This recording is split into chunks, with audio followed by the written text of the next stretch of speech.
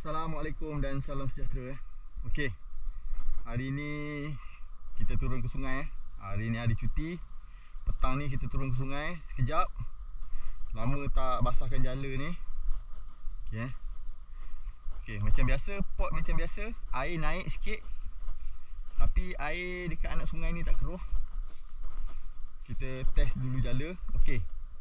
First kali saya nak kongsikan dengan tuan-tuan kita ambil tanah ni. Tanah ni kita akan baling dekat mana tempat kita nak campak tu. Kita nak tebal jala tu. Supaya bila kita campak, ikan akan fokus pergi kat situ. Dia ingat ada benda-benda yang jatuh, makanan, dia akan pergilah kat situ. Jadi sebenarnya ikan tu tertipu lah. Okey, macam biasa, pastikan tak ada kayu-kayu yang menghalang jala kita daripada tak kembang. Okey. Okay, settle. Kita pergi kat sana.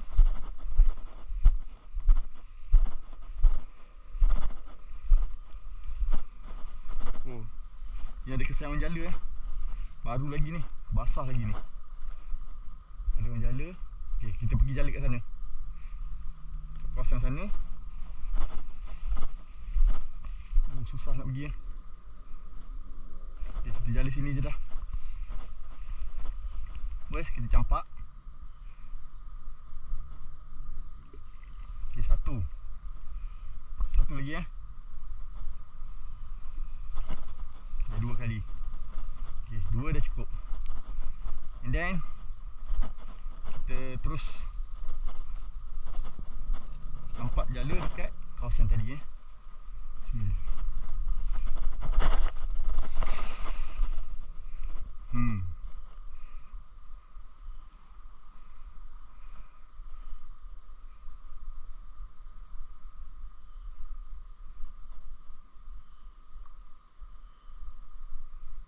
Yang langgar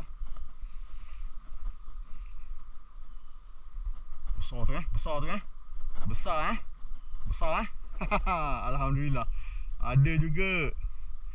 Alhamdulillah, besar juga tu. Weh, sangkut kipas sawit ni. Jangan kalah bos, baung. Alhamdulillah, udang galah satu. Ni baung satu baung satu ekor. Udang galah satu spek biru.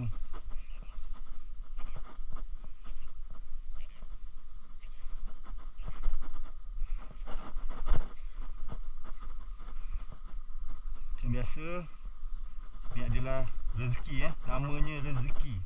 Kalau kita tak cuba, tak usaha, tak dapat.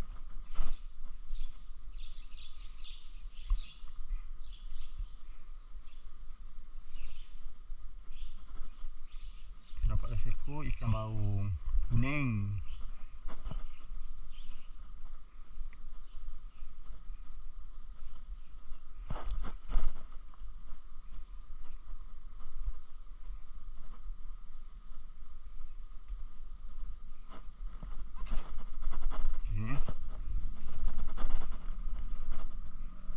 Tebaran pertama dah berhasil udang galah dan juga ikan baung.